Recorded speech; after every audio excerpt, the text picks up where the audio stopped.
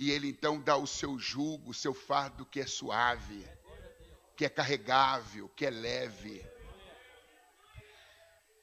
E aqui na página ainda 13, no segundo parágrafo, diz assim: a espiritualidade é algo que tempera a vida.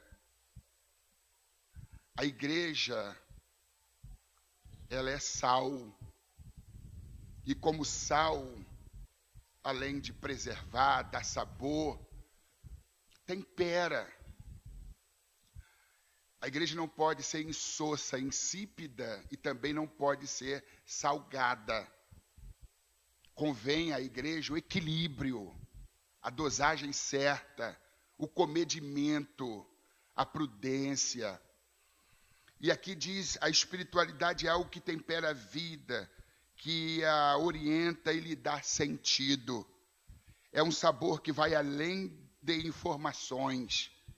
A espiritualidade missional dá sentido e sabor ao compromisso missionário. E na última linha, já quase lá terminando a nossa margem à direita, a primeira fonte aí a gente muda de página. A primeira fonte da espiritualidade missionária consiste em fixar o olhar em Cristo, o bom pastor e missionário. Então, Cristo é o foco, Cristo é o centro, é a fonte por excelência, é o alicerce, é o fundamento, é a base, é a estrutura, é a envergadura da igreja. E o texto prossegue dizendo, a fim de poder caminhar com ele e assumir de forma criativa as suas atitudes, critérios e opções proféticas. Eu sublinhei aqui dentro dessa frase última, uma frase curta dentro de uma frase longa, caminhar com ele. A religião, ela nos ensina a arregaçar as mangas, a ter uma vida efetiva, uma vida de realização, de conquista. A ênfase é colocada no modus facendi, no modo de fazer, no modus operandi. Mas a espiritualidade, ela vai além porque ela não foca tanto o serviço, o trabalho. Ela foca o relacionamento. A gente vê isto entre Marta e Maria, quando Jesus chega na casa dessas mulheres, na casa do irmão dessas mulheres, Lázaro, em Betânia. Ambas recebem a Jesus, mas apenas uma lhe dá a devida atenção. A outra vai para o interior da casa, talvez para cozinhar, preparar alguma refeição para Jesus, se ocupando com os afazeres domésticos, enquanto Maria se assenta aos pés de Jesus e fica se abeberando das palavras de Jesus, ali tendo comunhão. A casa passa a ser de Maria para ser de Jesus. Daí o termo adoração, procrusnel, que é se prostrar, também fazer referência àquele que é o dono da casa. O adorador sabe quem é o dono da casa. E Maria, ela diz, essa casa já não é mais minha, é dele. E se assenta aos pés, e em êxtase, em comunhão, começa a se relacionar com Cristo. É aí que se dá a espiritualidade, é caminhar com Ele, é estar com Ele, é ouvir dele o que Ele tem para dizer.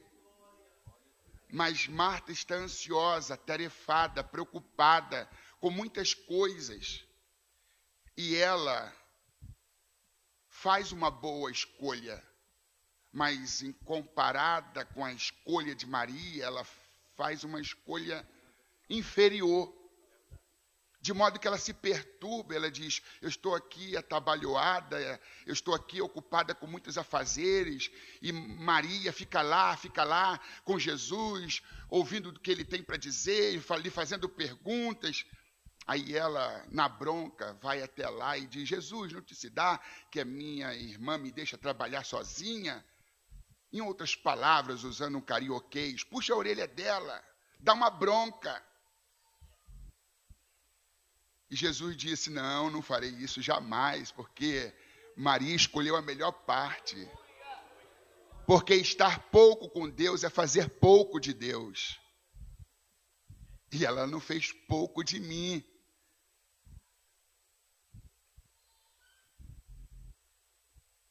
Marta representa o cristianismo operacional, enquanto Maria representa o cristianismo relacional. Marta representa a religião, enquanto Maria representa o cristianismo. Cuidado com o ativismo religioso. Tem muita gente envolvida com a igreja, mas não está envolvida e comprometida com o Cristo da igreja. Participa do corpo, mas não investe tempo com o cabeça do corpo, com Cristo. Cuidado para que o ritmo que você está fazendo a obra de Deus não venha comprometer a essência de Deus em você. E eu quero aqui abrir um parêntese dizendo que antes do missionário viajar para a Ásia, para a África, para a Europa, o missionário deve viajar para dentro de si mesmo.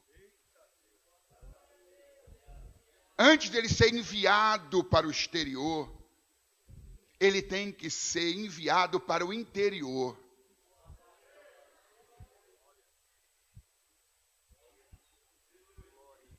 Blaise Pascal, filósofo francês, ele diz, o homem que conhece a Deus, mas não conhece a sua miséria, fica orgulhoso. E o homem que conhece a sua miséria, mas não conhece a Deus, ele entra em desespero. O equilíbrio está em conhecer a Deus e conhecer a si mesmo. Tem muita gente sendo enviada, tem muita gente lá fora, pregando a Cristo, mas um Cristo em que ele conhece intelectualmente, mas não conhece de fato, experiencialmente. Isto é muito perigoso. A mais longa, a mais distante viagem, não é para Saturno, para Marte, para Júpiter. A mais longa viagem é para dentro de nós mesmos. Então é bom, é importante, é imprescindível que aquele que é enviado para outro país, primeiro tenha viajado para dentro de si mesmo. Na linguagem paulina, isso se chama autoexame. No culto de Santa Ceia, o cristão que fará uso dos elementos, pão e vinho, são concitados por Paulo a fazerem autoexame. Examinai, pois, cada um a si mesmo, e coma deste pão e beba deste cálice. Em 2 Coríntios, capítulo 13, versículo 5, mais uma vez Paulo, agora não mais se referindo a um culto de Santa Ceia, mas a uma prática diária, ele diz, examinai a vós mesmos, para ver se Cristo está em vós, porque se Cristo não está em vós, já estáis reprovados. Como levar a Cristo se Cristo não está dentro? Como anunciar o Cristo lá fora, se Cristo ainda não está introjetado, ainda não está sentado no trono chamado coração? Espiritualidade é isto, começa aqui dentro, na interioridade do ser. Milô Fernandes, um grande jornalista morto recentemente, ele diz, eu sofro de minfobia. Eu tenho medo de mim mesmo, mas eu me enfrento todo dia. Eu sou um homem afeito a esta viagem para a interioridade do meu ser. E às vezes eu me deparo com sujidades, eu me deparo com inclinações as mais vergonhosas. E eu me lembro de que eu não sou filho de pastor, eu sou filho de alcoólico inveterado, e eu fui gerado, formado, criado num barril de pólvora emocional, onde haviam muitos xingamentos, abusos de autoridade e todas as outras formas de abusos. Então, eu conhecia Jesus com os meus 16 anos, de uma família candomblessista, bandista e católica apostólica romana roxa. E Cristo, então, me tirou dessa situação. E eu vim cheio de traumas, eu vim cheio de medos, cheio de insegurança. Eu vim, assim, com a mente turva para o Evangelho, como alguns de vocês. E eu me lembro que desde a minha meninice eu tinha medo do escuro, medo da escuridão. E lá em casa tinha uma ordem dada pelos meus pais. Aqui é Eletropaulo, lá quem fornece energia é a Light. E depois das 10 horas da noite, ninguém se atrevesse a acender a lâmpada. Havia uma proibição expressa. E eu ficava naquele medo terrível, no meio da escuridão, e para pegar no sono, qualquer ruído, grilo cantando, para mim eram demônios, eram espíritos malignos, eram monstros. E eu ficava na minha meninice, assustado com ruído, com barulho, acendia a luz, e ficava olhando debaixo do armário, debaixo da cama, se tinha fantasmas, monstros. É interessante que Cristo me libertou desse medo, desta fobia, desta opressão, mas ainda hoje, mesmo pastor, eu continuo catando e caçando os monstros. Mas não mais os monstros lendários, mitológicos, frutos da minha imaginação infantil à época. Hoje, eu fico, digamos assim, caçando os monstros reais, porque a inveja, o ódio, a mágoa, o rancor, a autossuficiência, a soberbia, o orgulho, são monstros que nós precisamos vasculhar a alma e perceber onde eles estão, em que áreas eles estão. E a gente tem que lidar tete a tete, mano a mano, face a face, e dizer: eu não concordo, saia daí. Porque não temos como levar a Cristo, anunciar a Cristo, revelar a Cristo, representar a Cristo, se a gente não trabalhar na nossa interioridade. E é disso que esta revista fala, trata.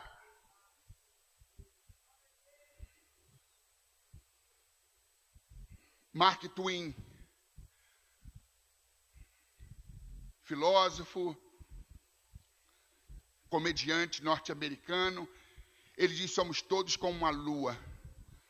Temos um lado escuro que não queremos que ninguém veja. O pai da psicologia analítica, Carl Gustav Jung, ele trabalha com o conceito de sombras.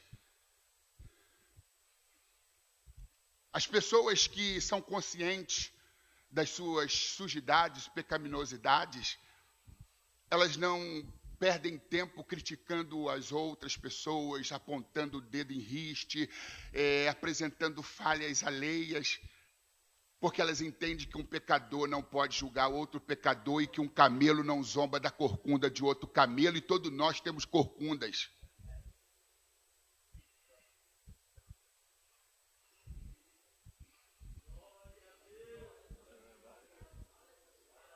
Eu ainda trago as minhas sujidades, ao contrário de antes.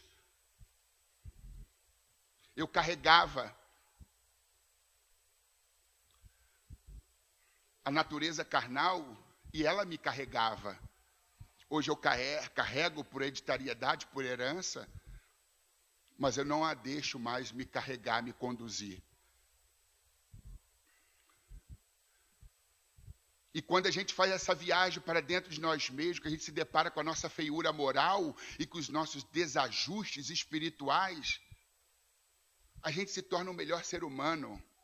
E antes de ser missionário, o missionário precisa ser um bom ser humano. Antes de ser pastor, o líder precisa ser um bom ser humano. Antes de ocupar qualquer cargo na igreja, a pessoa precisa ser um bom ser humano. Ela precisa amar. Ela precisa ter a capacidade de perdoar facilmente. Pedro traiu Jesus 3 vezes. Talvez ele tenha pensado agora, nunca mais terei oportunidade. Ele não vai olhar mais para mim. Estou preterido, rejeitado, desamparado.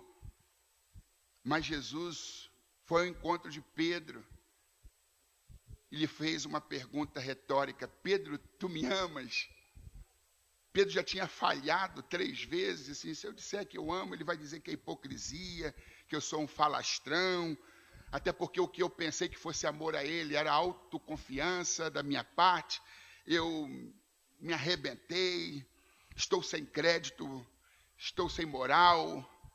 Pedro, tu me amas? Ele diz: Senhor, eu te amo. Então apacenta as minhas ovelhas. O Cristo da segunda chance, o Cristo longânimo, o Cristo piedoso, misericordioso, benevolente. Como representar Cristo sem ter essas qualidades inerentes do próprio Cristo? Pela segunda vez Jesus disse: Pedro, tu me amas? E ele diz: Senhor, eu te amo. Então apacenta as minhas ovelhas. Pela terceira vez Jesus disse: Pedro, tu me amas? E ele então se entristeceu e disse: Senhor, tu sabes que eu te amo. Então apacenta os meus cordeiros. Jesus primeiro quer se certificar se você ama ele, porque se você ama ele, então ele pode te confiar o rebanho. Porque quem ama Jesus, ama as ovelhas de Jesus. Quem ama Jesus, ama as almas perdidas. Jesus não vai confiar igreja, ovelhas, um povo ímpio, pagão, nas mãos de quem não ama.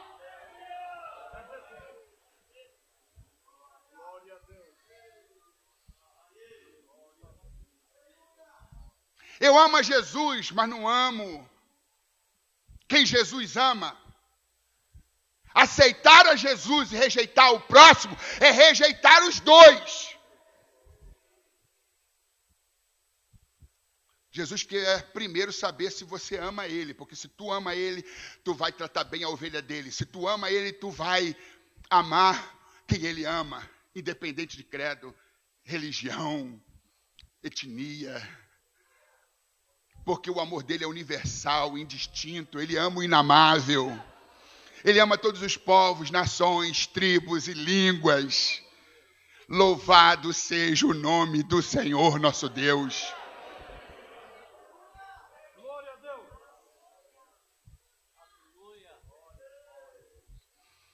Álvaro Marinque, um desembargador aposentado carioca, ele diz que dentro de cada um de nós há um leão adormecido, despertá-lo é uma simples questão de oportunidade.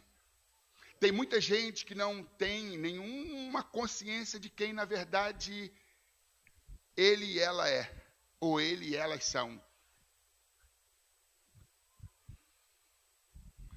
Uma simples provocação, um carro que fecha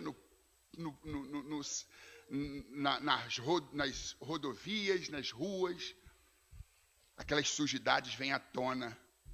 E Rubens Alves, então pastor presbiteriano, filósofo brasileiro, recentemente também morto, ele faz uma analogia quando um dique se rompe depois de uma chuva torrencial, de um alagamento muito grande, e que compromete o abastecimento de água nas casas, nos bairros e cidades, pelo que as domésticas, quando abrem a torneira da cozinha, do tanque, aquelas águas barrentas, sujas, pútrefas, impróprias para o consumo. Aí ele fala que a gente pega uma garrafa translúcida límpida, transparente, e enche daquela água turva, barrenta, do rompimento do dique, dos alagamentos. Aí você deixa por 20, 30 minutos ela parada, sossegada numa mesa. Todos aqueles detritos, aquelas sujidades vão entrar em estado de decantamento. Não sei se esse é o termo. Isso, uma filtragem, vai tudo para o fundo. Aí a água volta a ficar clarinha, mas tem um dedo de lama no fundo da garrafa. Isto bem representa a nossa natureza. Por mais que a gente pregue a palavra, ame a Jesus, a natureza adâmica está lá e ela não pode ser subestimada. O velho homem está lá. É uma briga permanente. O nosso lado mosca, o nosso lado abelha. O lado abelha trabalha em ambiente higienizado, limpo, produz mel, produz coisa boa. O lado mosca tem predileção por escarro, por latas de lixo, corpos insepultos. É a luta da carne e do espírito, é a luta, o antagonismo entre o fruto do espírito e as obras da carne. Vence quem você alimentar mais. Dentro de cada um de nós existe o Caim e Abel. Existe um leão adormecido. Daí a necessidade de ter uma vida crucificada. Fazer o leão jejuar. Deixar ele sonolento, sem força, sem poder de reação. Mas tem crente que alimenta bem o seu leão. Dá carne de primeira para o seu leão. Do Caim, alimente as tuas sombras e não tente fazer vistas grossas. Tenha humildade para admitir o teu lado horroroso, o teu lado feio, mesmo que você sofra, como Milô Fernandes, de minfobia. Tem medo de si próprio, de si mesmo, mas se enfrente todo dia. Mas se enfrente com as armas certas, com a palavra, com a oração e uma vida de rendição, de submissão à vontade do Cristo da cruz.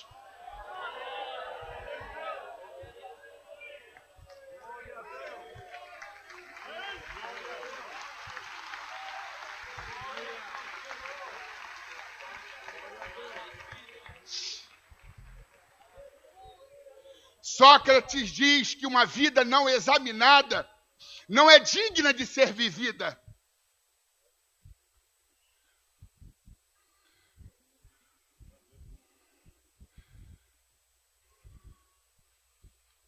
Converse mais consigo mesmo.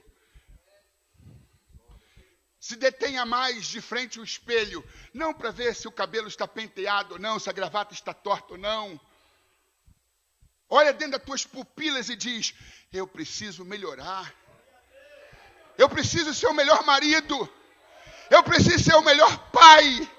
Eu preciso ser o melhor obreiro, o melhor pastor, o melhor representante de Deus, o melhor funcionário, o melhor patrão. Eu preciso melhorar.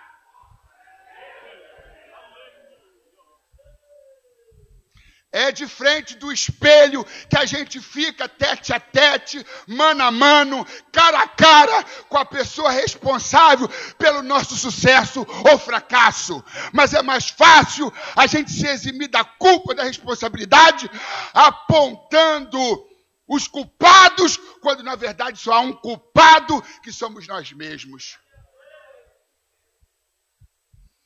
Não negocie com seu velho homem. Negociar com o velho homem é negociar o inegociável. Há um templo que somos nós próprios. Jesus entrou no templo e viu os vendilhões, ele viu a anarquia, o abuso. E ele se indignou, pegou a zorrague, não bateu em ninguém, mas ele virou as mesas e disse: a minha casa será chamada casa de oração. Pega o azorrague, a Bíblia Sagrada, Faça essa viagem para dentro de si mesmo, para o templo do Espírito Santo que é você. E lá você vai se deparar com os cambistas, com o ego, com o orgulho, com a tua feiura moral. E não demole não, vire a mesa. Faz o chicote estalar. E diz, eu não negocio com vocês. A minha vida, o meu templo, que é o templo do Espírito, o meu corpo, é templo do Espírito Santo.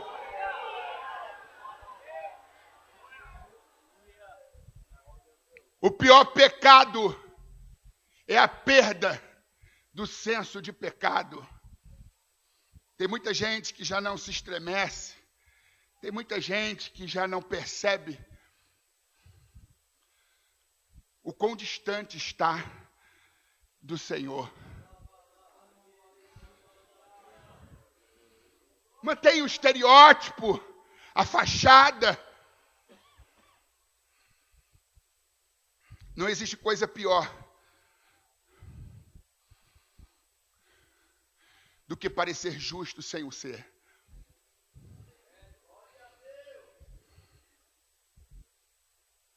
Martim Lutero disse, certa vez, eu não tenho outro nome senão pecador. Pecador é o meu nome, pecador é o meu sobrenome. Lucas 5:8, depois da pesca maravilhosa, Pedro fica tão extasiado, tão embasbacado com a bondade e a misericórdia de Deus. Quando Jesus se aproxima, ele diz, afaste-se de mim, porque sou um homem pecador. Um dos mais importantes discípulos de Jesus, o primeiro apóstolo, dizendo, afaste de mim, eu não sou merecedor da tua presença. Consciência de pecado. Paulo, em 1 Timóteo 1,15, ele se apresenta como o principal pecador. Esta é uma palavra fiel e digna de toda aceitação, que Cristo Jesus veio ao mundo para salvar os pecadores, dos quais eu sou o principal. Tem a visão que Isaías, daqui a pouquinho nós vamos abordar, está aqui na revista. Teve a visão da própria pecaminosidade, miserável. Se viu como um miserável. Por ser um homem de pesado de boca, um homem com lábios impuros, e por habitar num povo de impuros lábios. Oh, meus queridos irmãos, há uma outra fala de Martim Lutero, que ele fala que, quando foi batizado nas águas, ele pensou que o velho homem fosse morrer, mas depois ele descobriu que o miserável sabe nadar. Eu pensei que o meu velho homem, nas águas do batismo, fosse morrer, ficar sepultado lá, mas depois descobri que o miserável sabe nadar. Alguém te provoca, o pior aflora dentro de você. Alguém te dá uma fechada nessas rodovias, aí lá o Saddam Hussein ressuscita. E muita gente, calo devia se chamar mina, pisou, explode. Não é o irmão da Assembleia de Deus do Ministério do Belém, não é a irmã da Assembleia de Deus do Ministério de Madureira, são os irmãos do Ministério Al-Qaeda.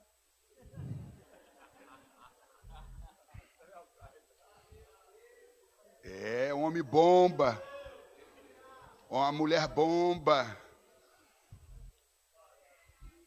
Ao invés de ter um pavio longo, caminhar a segunda milha, ter a capacidade de suportar a afronta, dar a outra face. Não, comigo não é assim não.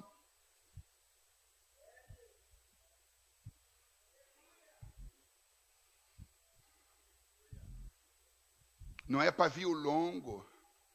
E nem é pavio curto. É sem pavio. Não tem pavio nenhum.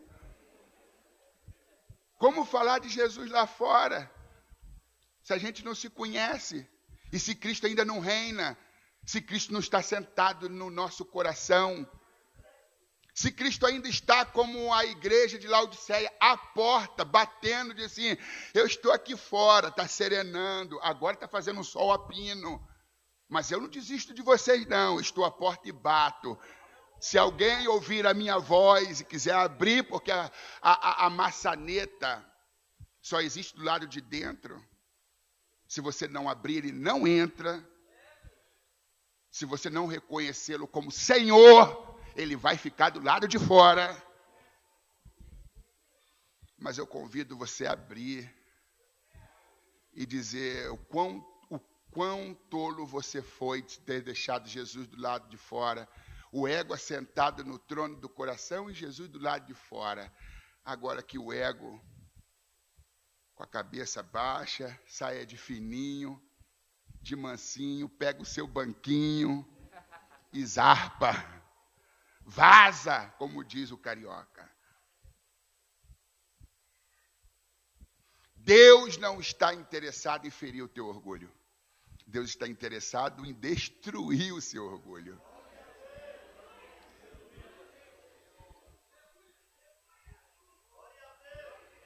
Eu pensava que o velho homem havia se afogado nas águas do batismo, mas descobri que o miserável sabe nadar.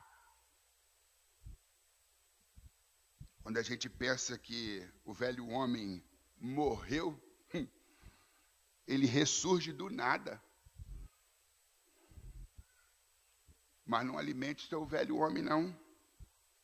Dê diazepam, gadernal, rivotril, chazinho de erva cidreira, dê uma pancada na cabeça dele, bota ele para dormir. Porque o nosso velho homem só morre depois que a gente morre. Conta-se que um determinado cidadão era tão orgulhoso, tão orgulhoso, tão orgulhoso, que ele infartou, foi levado às pressas para o hospital. O médico o atendeu logo que ele deu entrada no hospital e atestou a sua morte. E assinou o óbito e pediu que o corpo fosse encaminhado para o necrotério. Chegando lá, não sei quem trabalha em necrotério, se é legista, sei lá o que é, percebeu que aquele homem estava se mexendo, né? Se mexendo, sacudindo. Aí correu, chamou as enfermeiras, diz, avisa o médico que assinou o óbito, que o homem está vivo. Aí disseram para o médico, não se preocupa não, ele está morto. Não, mas disseram que ele está se mexendo. Mas eu conheço, é meu vizinho. Coincidentemente, é que eu atendi o meu vizinho. E pelo que eu conheço, ele está morto. Não, ele está se mexendo. Nada, aquilo é o orgulho dele. É um homem muito orgulhoso. E quando o homem é muito orgulhoso, o orgulho só morre meia hora depois do dono. Pode deixar que ele vai parar de se mexer. Porque quando o cabra é orgulhoso, mas orgulhoso mesmo, o orgulho só morre meia hora depois do dono. Meus queridos irmãos, deixa eu acelerar aqui, que eu tenho um pouquíssimo tempo. Tem muita coisa boa que a gente não pode perder.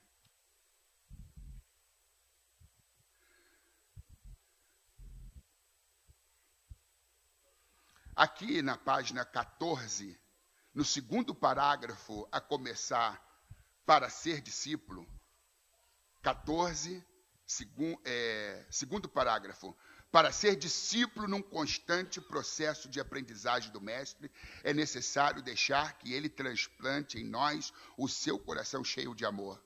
Interiormente livre, radicalmente solidário com o sofrimento dos pequenos, fiel à missão até a morte na cruz.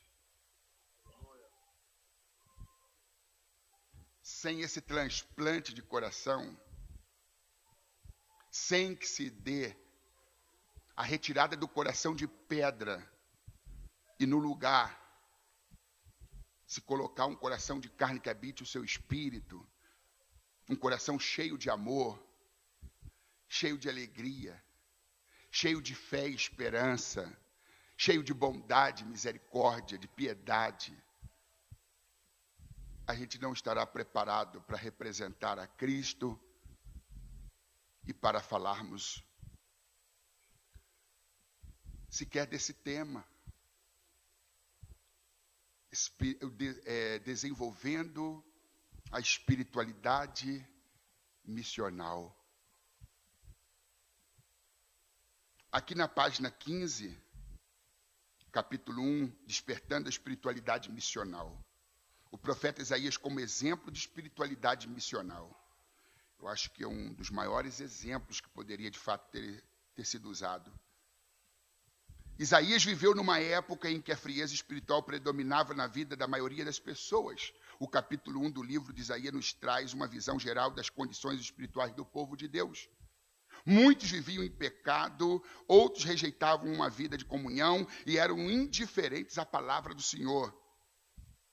O caos moral e a frieza espiritual prevaleciam ao ponto de Deus rejeitar os cultos e sacrifícios que eram oferecidos no templo. E eu quero me valer da expressão, e eram indiferentes à palavra do Senhor. A vida toda eu preguei e ensinei que a pior igreja é aquela que não tem a palavra.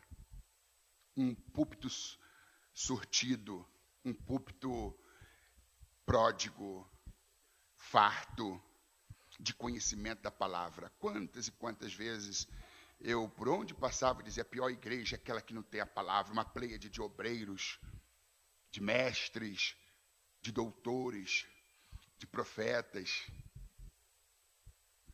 Mas eu descobri que a pior igreja não é aquela que não tem a palavra, mas sim aquela que tem a palavra e uma mesa muito farta, um banquete diário, mas ela tem fastio pela palavra. Ela sofre de anorexia bíblica, um distúrbio do controle alimentar espiritual. Há pastores que buscam, que zelam e prezam pelas escrituras, que procuram falar com embasamento, mas um povo indiferente, e este era o quadro dos dias de Isaías. Havia uma indiferença em relação à palavra, ao conhecimento de Deus. Que uma igreja sem a palavra, ela é uma igreja doente, anêmica, pálida, desidratada. Isso a gente concorda. Mas que pior do que uma igreja que não tem a palavra, é uma igreja que tem fartura de alimento, mas que ela tem fastio, que ela tem anorexia, que ela não tem prazer em se alimentar, está cadavérica, magérrima, está completamente anêmica.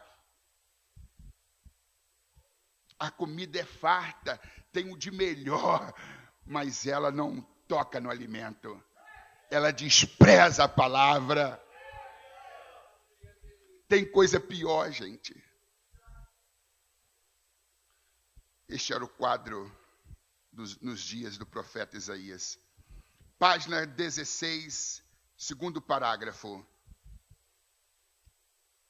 Através do avivamento, segundo parágrafo da página 16, através do avivamento, a igreja e os crentes passam a ter mais sede de Deus. Espiritualidade é ter sede de Deus, fome de Deus. Passam a buscar mais a intimidade de Deus. Desejam mais o próprio Deus e a sua palavra.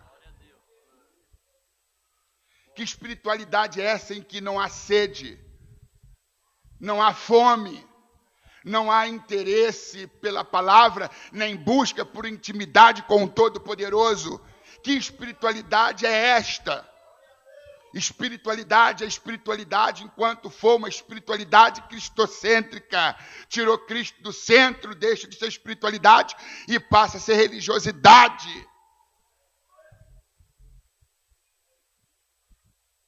Foi um cenário de vazio e corrupção espiritual que Deus despertou Isaías.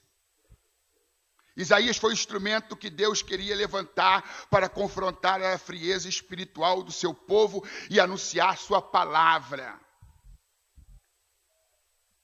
Eu ouvi certa vez alguém dizer de que prefere ser pastor de uma igreja menina,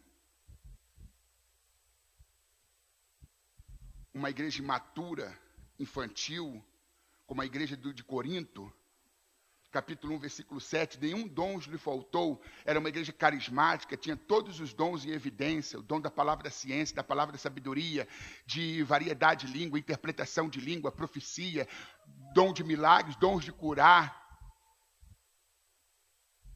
o dom da fé.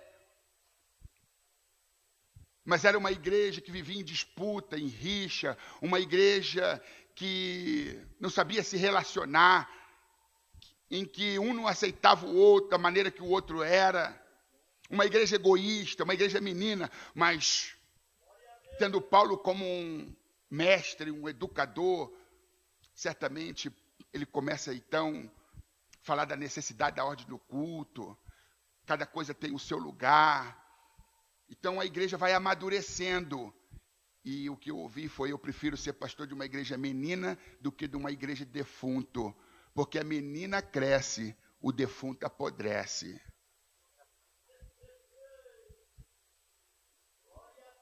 Uma igreja morta. E às vezes a igreja morre porque o pastor morre.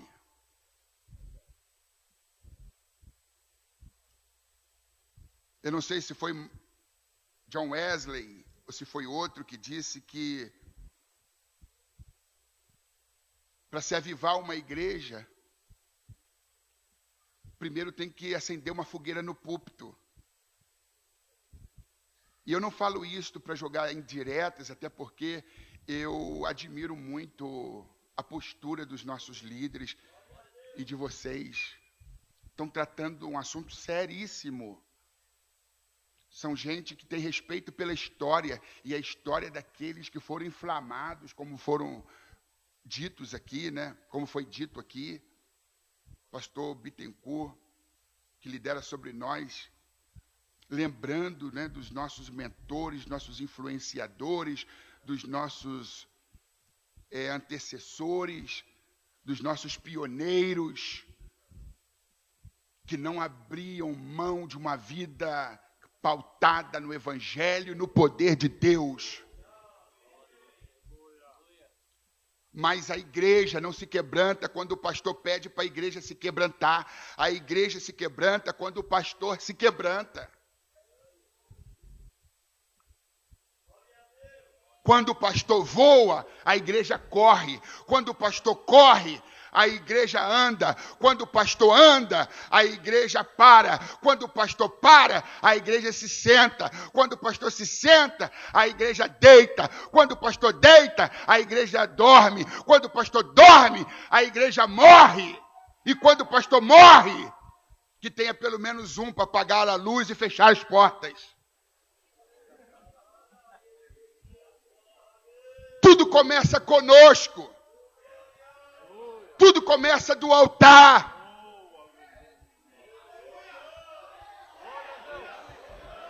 Eu não sei se eu vou continuar, se terei tempo hábil, mas eu faço aqui, é uma escolha.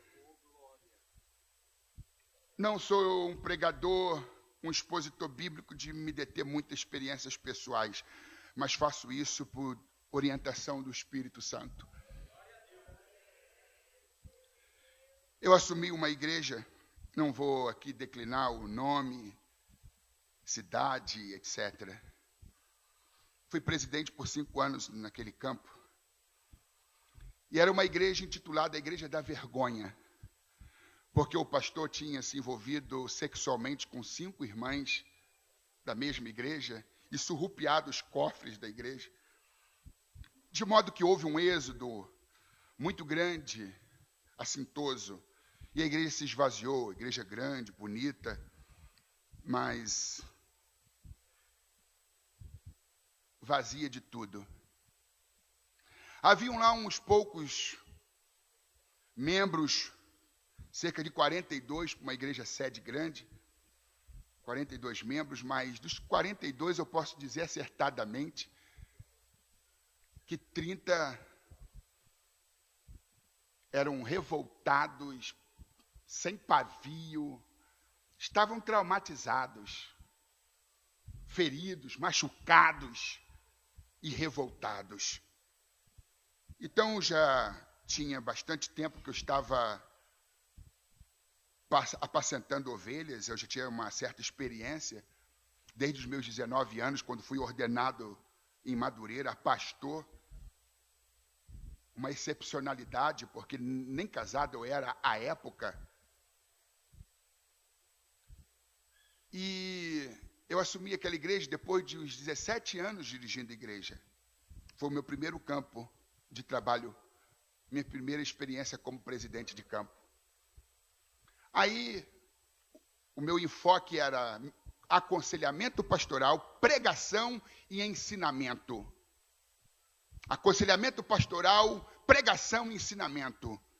Durante um ano, atendendo ao povo, pregando, ensinando, pregando e atendendo ao povo, gabinete pastoral. Aí eu fiz o balanço, como se faz no fim do ano, nas empresas, os pós, os contra, onde a gente avançou, deixou de avançar, e foi frustrante, porque não houve um ano, nenhum batismo, nenhuma adesão. Os 42 já eram 40, 39, e eu fiquei muito frustrado, porque sempre por onde eu passei, as coisas cresceram, floresceram, frutificaram. Mas lá era um deserto. Aí, na minha biblioteca, sempre tive biblioteca, ali perdido no meio dos livros, na minha escrivaninha, escrevendo mais um livro, um artigo, não sei, não me lembro. Uma irmã chamada Zeni Bulé, à época, 78 anos, hoje, se eu não me engano, 85. Ela frequentava a nossa casa, era uma senhora escura, cega de um olho e com uma certa deficiência motora na mão e perna direita. E meus filhos se apaixonaram por ela, chamavam-na de vovó. E eu e a minha esposa adotamos ela como nossa mãe. E ela passou a frequentar a nossa casa, a gente deu o molho de chave e disse, a casa é sua. Preparamos um quarto, que a casa era grande, mobiliamos e disse assim, isso aqui é da senhora. Se seus filhos não ficarem enciumados, não se importarem, a senhora pelo menos tem mais uma casa para morar. E ela passava mais tempo conosco, mais dias conosco do que com os filhos e na casa dela. E aquela mulher é uma mulher de oração, ainda vive e ainda ora. E eu estava ali, nas minhas elucubrações, meditando, costurando as letras. Quando alguém bate a porta, e eu disse, pode entrar, achando que fosse esposa, filhos, ou ela própria. Aí ela veio, ela abriu a porta, eu disse, ô irmã Zeni, que me dá honra, sente-se. Ela se sentou e disse, eu tive uma revelação com o senhor, pastor. Falei, é mesmo, irmã Zeni? Então me conte, Zeni Bulé. Eu sonhei que o senhor habitava num palácio. O senhor era como um sultão, um soberano, um rei. E tudo era muito bonito, muitas cortinas, muito luxo, muito requinte, muita sofisticação. E eu bati a porta do seu quarto, como acabei de fazê-lo. No sonho, o senhor disse, entra, eu entrei. A cama era muito grande, era de marfim. Os tecidos eram caros. E o senhor estava naquela cama, apesar do senhor ser alto, grande, forte, aquela cama era tão grande que o senhor quase não se sobressaía na cama. A cama era muito confortável. E o senhor estava deitado e se espreguiçava. Quando eu me aproximei, o senhor bocejava e dizia, fala, irmã Zeni Bulé, o que a senhora tem aí para dizer? E eu assisti naquela cena e eu estava com a minha mão toda carcomida de lepra. Braço, antebraço, ombro, tudo carcomido, os meus ossos parecendo pingando água e sangue. E eu procurei o senhor porque o senhor tinha resposta, o senhor tinha solução para o meu problema, para poder trazer cura. E eu dizia, pastor Alex, e o senhor se abraçava as almofadas de seda, e esbocejava e dizia, fala, irmã Zeni, eu estou com este problema no meu braço, e Deus disse que procurasse o senhor, porque o senhor tem a cura, o senhor tem a solução, o senhor tem a resposta. E eu minimizava dizendo, bocejando, entre um bocejo e outro, irmã Zeni, não se preocupe, isso não é nada, com o tempo a senhora será curada. E ela dizia para mim, não, pastor, Deus falou que não é para esperar muito tempo não, que a resposta, a solução, a cura está com o senhor, e que para eu ser curada, depende do senhor. E eu me espreguiçava dizendo, não fique assustada, não se preocupe, tentando minimizar o problema. Aí ela me contou esta revelação, pediu licença, saiu. E quando ela saiu, saí da minha cadeira, tinha uma cama ali, eu me prostrei, comecei a chorar, porque Deus falou assim para mim, a minha serva representa o campo, a igreja do qual você é pastor. O braço, o antebraço, o ombro carcomido é a lepra, o pecado que está destruindo a igreja, destruindo o campo. E eu te coloquei aqui para você combater o erro, combater o pecado. E outra coisa, primeiro, antes de fazer qualquer coisa, investir tempo comigo, deixar de ser Marta para ser Maria. Você precisa investir tempo comigo, falar comigo, orar. A lepra está matando a igreja. E você foi colocado por mim nesse lugar para poder erradicar o mal, incinerar o mal, queimar, destruir o mal, resolver o problema que está afetando a minha casa. Mas você não abre mão da zona de conforto. Cortinas caras, almofadas de seda, cama de marfim e um palácio. Daqui a pouquinho a porta bate, e eu chorando, porque Deus já estava me visitando. Aí quem era? A irmã Zeni Bulé. Eu falei, meu Deus, chumbo grosso de novo. Aí ela disse, eu esqueci de falar, pastor. Deus falou comigo que a mulher da revelação, no caso eu, representa a igreja.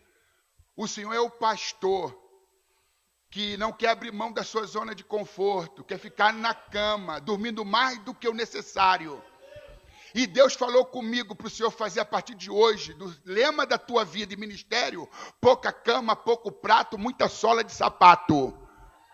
Eu falei, como é que é esse negócio? Pouca cama, o senhor está dormindo além da conta, o senhor não precisa dormir tanto. Pouco prato, quanto tempo faz que o senhor não jejua? Está comendo mais do que o necessário.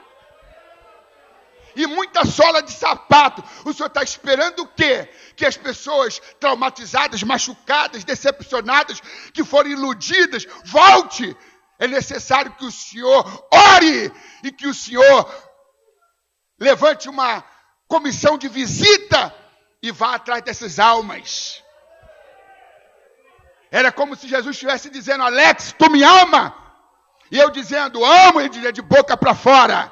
Tu me ama? Amo, é de boca para fora. Tu me ama? Aí eu disse, Senhor, me perdoe. Se eu não amo, eu quero amá-lo. Aí a irmã Zeni Bulé, ela disse assim para mim, pastor, Deus manda dizer para o senhor iniciar um trabalho na sede de oração, um culto matutino, de 6 às 7 da manhã. Eu falei, irmã Zeni, quem vai acordar 5h30 para estar às 6 na igreja, orando até às 7? Pastor, faça essa oração, implante esse trabalho de oração. Aqui embaixo não tem uma sala de oração?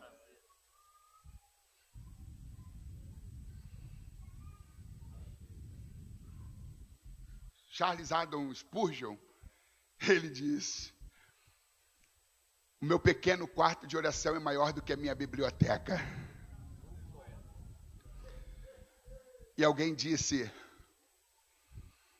que um crente de joelho enxerga mais longe que um filósofo na ponta dos pés.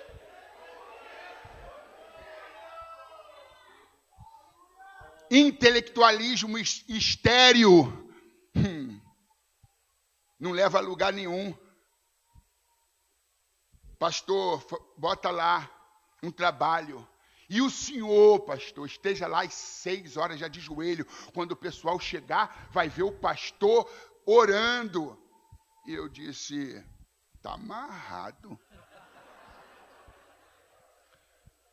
Aí eu comecei a pensar com os meus botões.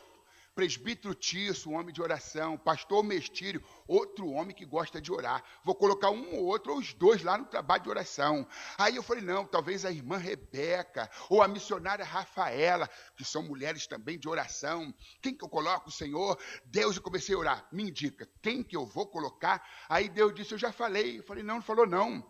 Eu já falei, não, Senhor. O Mestírio, Tirso, Rebeca ou Rafaela? Não, já falei. Quem que o Senhor falou? Você. Tu quer colocar alguém lá para poder orar para você ficar mais tempo na cama?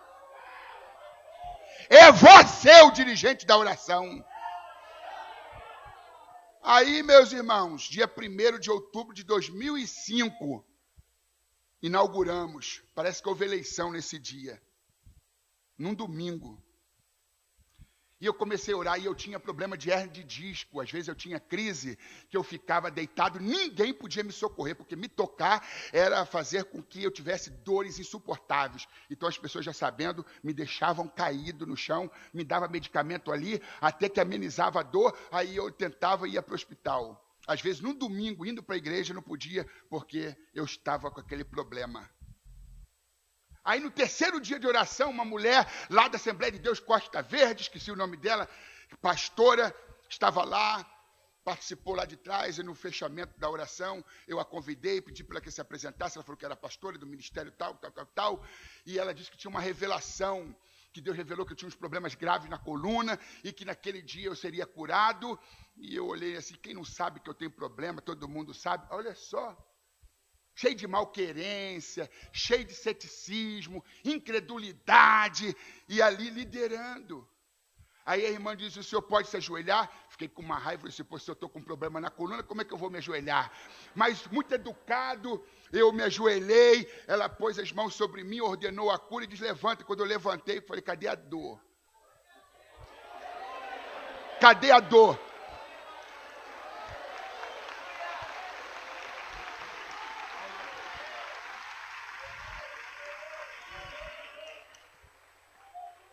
Se vocês nunca tinham ouvido falar que Deus abençoou um pastor incrédulo, murmurador, Deus abençoou. Aí, meus irmãos, depois daquela cura eu ganhei mais força, um novo pique, uma nova oxigenação, caí para dentro. E a igreja começou a crescer, gente vindo de tudo que é lugar, o Espírito Santo se movendo, batizando gente, trazendo gente, curando gente. E o sopro de Deus naquele lugar. E a gente cresceu. E quando foi feita a minha transferência para São Paulo, a realidade era outra. Já não era mais o cemitério de Ezequiel 37. Era um exército de homens e mulheres intimoratos, audaciosos, corajosos, intrépidos. E para terminar, Martim Lutero diz, o bom pregador é aquele que sabe a hora de parar de falar.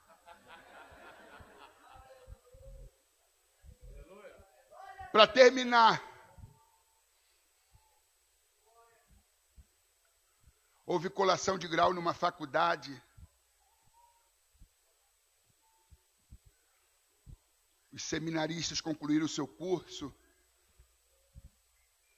E havia um professor emérito da instituição de ensino, da faculdade teológica, um decano, um veterano, um homem muito idoso, com a voz já cansada. E a direção da faculdade nomeou 2 pregadores, 2 preletores, 2 oradores. Aquele senhor, professor emérito, de larga experiência no ensino, e um jovem recém-formado, mas que havia se destacado durante todo o curso pela sua eloquência e profundidade e conhecimento das línguas originais, hebraico e grego. Ele havia se destacado Então ele também foi escolhido para ser um dos oradores. O texto era Salmo 23. O Senhor meu pastor, nada me faltará. E todo o Salmo. O primeiro orador vai falar do Salmo 23, o segundo também do Salmo 23. Aí, o primeiro orador foi o jovem. Ele começou a versar sobre o Salmo 23. E ele falava com tanta eloquência, com tanta profundidade, pano de fundo histórico, com tantos detalhes. Começou a impressionar. Se referia ao hebraico, a língua original do Antigo Testamento, trazendo significados, simplificando as coisas. E quando ele acabou de falar, o povo ficou de pé e o aplaudiu. Ele se sentou com aquele sentimento de dever cumprido e disse, ufa, arrebentei. Se fosse um carioca, diria, arrebentei a boca do balão. Aí, chegou a hora do veterano, do idoso pregar. Ele abriu o Salmo 23, não tinha tanta eloquência como aquele jovem, não explorou o grego, não explorou o hebraico. Foi muito simples. Mas começou a falar do pastor do Salmo, mais do que do Salmo do pastor. Daqui a pouquinho havia gemido, gente chorando, gente se quebrantando. O Espírito dominou as mentes, os corações de todos os presentes. Ninguém ficou de pé, ninguém aplaudiu o segundo orador, mas havia choro, quebrantamento, gemido. A presença de Deus pairava, era palpável. O mesmo público teve comportamentos atípicos. Aí aquele jovem disse para o reitor que estava presente, o senhor que tem uma larga experiência, também já é um senhor de idade, como que o senhor vê o que aconteceu? Que o mesmo público que ficou de pé e me aplaudiu, quando esse homem acabou de pregar, ensinar, baseado no mesmo texto que eu me baseei, o povo está de cabeça baixa, gemendo, chorando, sentindo a presença de Deus. O reitor virou para aquele jovem e disse, rapaz, quando tu pregou, tu mostrou para esse público que tu conhece o Salmo 23. Mas tu conhece o Salmo 23. Mas esse senhor, quando pregou, ele mostrou a esse mesmo público que ele conhece o pastor do Salmo 23.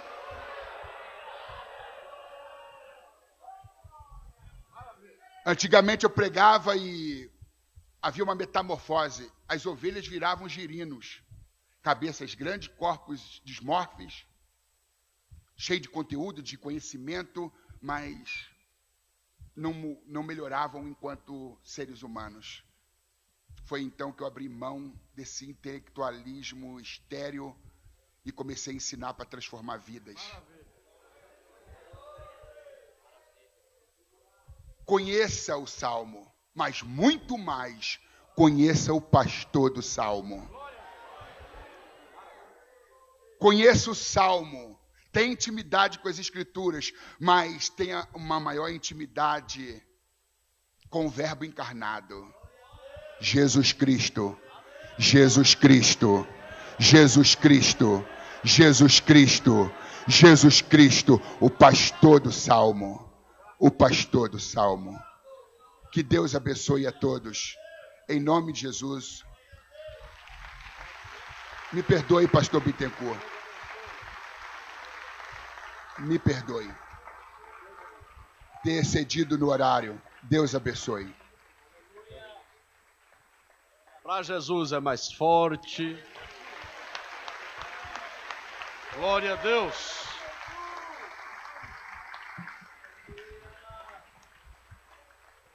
Todos em pé. Se Cristo comigo vai,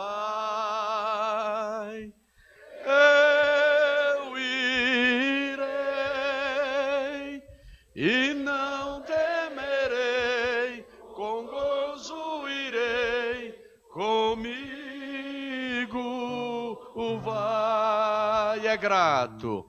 É grato servir a Jesus. Levar a cruz. Se Cristo comigo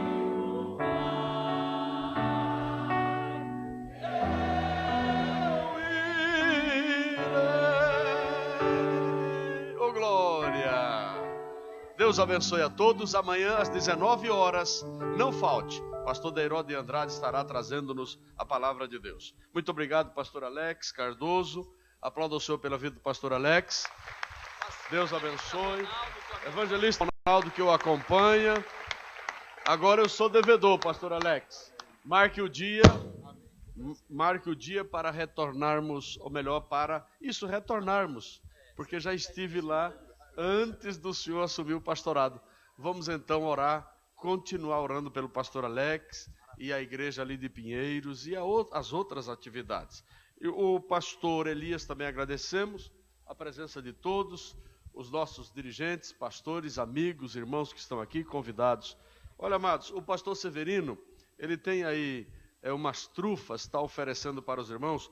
Os dirigentes de trabalho, passe lá e pega lá com o pastor Severino. Diga que quem vai pagar é o pastor Rubens Carreira, tá bom? Ele vai ficar muito contente com essa notícia, tá bom? Trufa lá. É para ajudar o pastor Severino a pagar uma caixa de som que ele comprou lá na congregação. Estou feliz, meus amados, por este início de escola.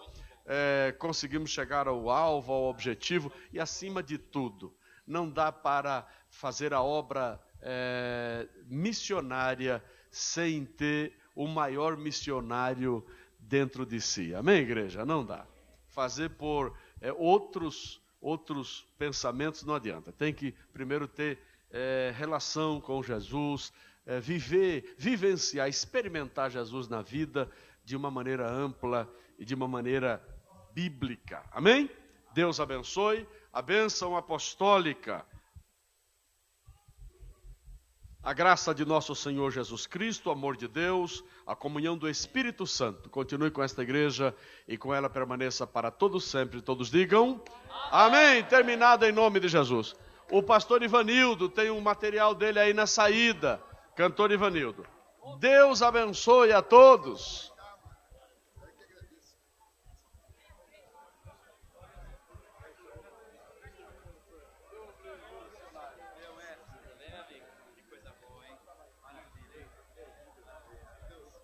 Bom, né, Arthur? Muito bom. É isso aí, escola, irmão. Escola é isso aí. É 1h30. Você não vai escola, vai ser assim mesmo. Tem que ter espaço.